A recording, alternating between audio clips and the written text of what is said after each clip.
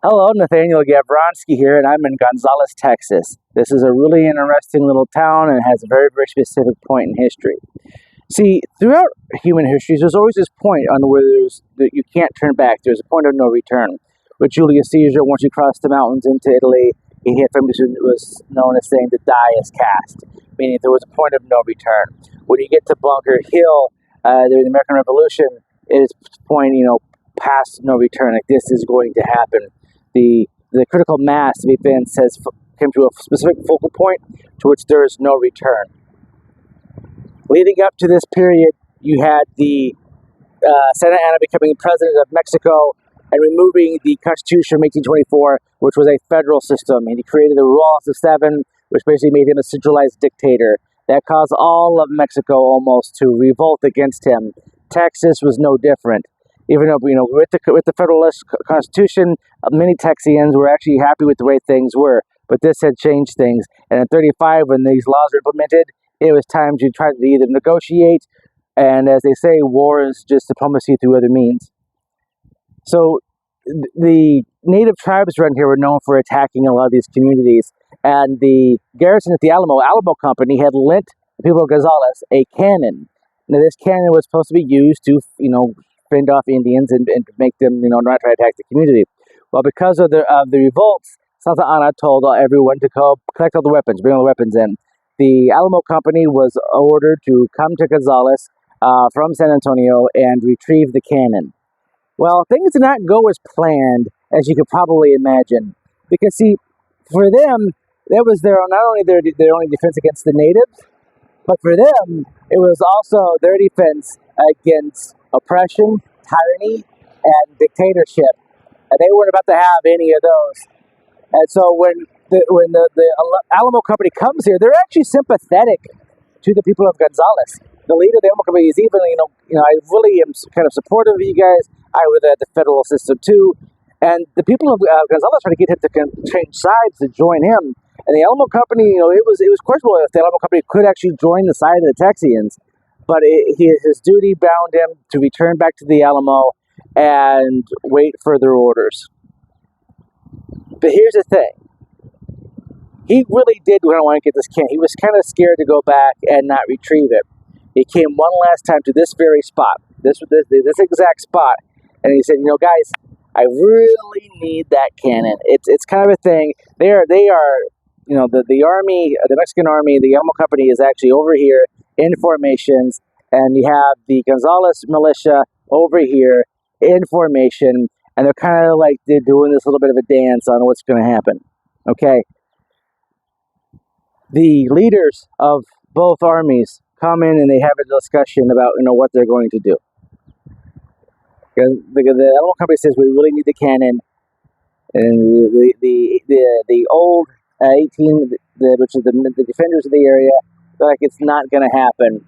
They both went back to their own sides, and as it's believed that maybe the Alamo Company is going to move forward and advance on the Gonzales militia, the Gonzales militia fires their cannon straight at the Alamo Company, which they then basically just retreat. They go back. They go back without the cannon. They don't want to pick a fight. The cannon is honestly only ever fired once in its entire history, and they actually still have it.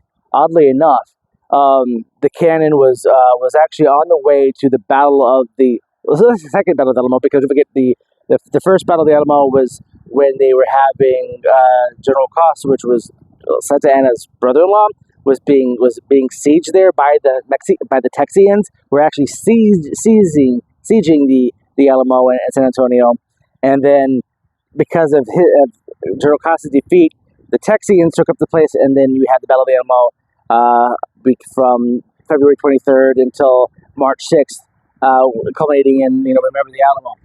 That cannon was actually on its way to help defend the Alamo, help the Texians defend the Alamo, when the wheels literally fell off. And so they returned it back here. They actually end up burying it. They forgot about it. But this flag here, they made this flag here out of a wedding dress. And it was actually in the basic configuration you see behind me. It wasn't a filled-in actual cannon. They actually just kind of drew it, the outline of it. But this kind of became that battle cry of like, come and, if you want it, come and take it. And then that's when they fired it at them. But the flag was actually made out of a wedding dress. It was kind of forgotten. They don't really know exactly entirely what it looked like. They just know the basic parameters. Cannon was lost. There was a big flood here in 1936 to 37, and the guy out fishing finds this cannon. Thing is, it's not very big. It's actually quite small, and they're kind of figuring out like, well, what? Is this it?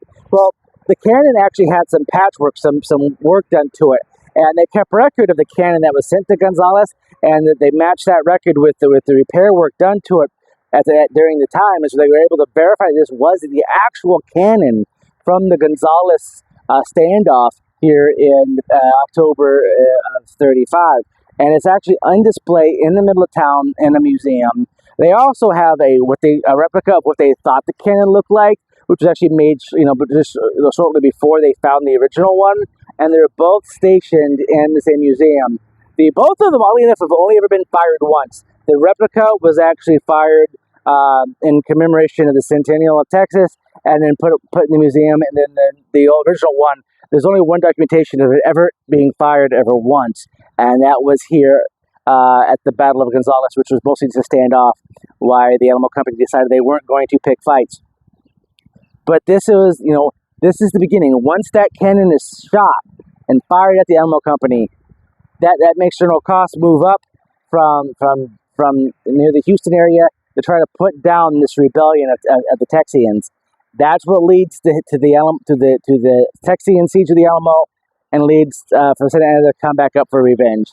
This spot right here, culminated into what would become the independence of Texas, the one of the many falls of Santa Anna, and the eventual annexation of Texas, and leads to the American-Mexican War. So this spot right here, in the fall of 1835, set off a huge chain of events that we live with today. And I just wanted to share that with you. I actually made this flag here in Gonzales. It's made out of a wedding dress. I found material, like wedding dress style material, and I got some tar and stuff, and made it. I think it looks pretty cool. I'm definitely going to keep it, probably, maybe. But yeah, that's basically what it would look like. So anyway, this is the story of Gonzales. This is the story of the Battle of Gonzales that leads up to events that took place at the Alamo and to the Texas independence. So I'm Nathaniel Gavronsky. Please like, subscribe, and share these videos. Please stay healthy, stay wealthy, and as always, stay wise, Texas.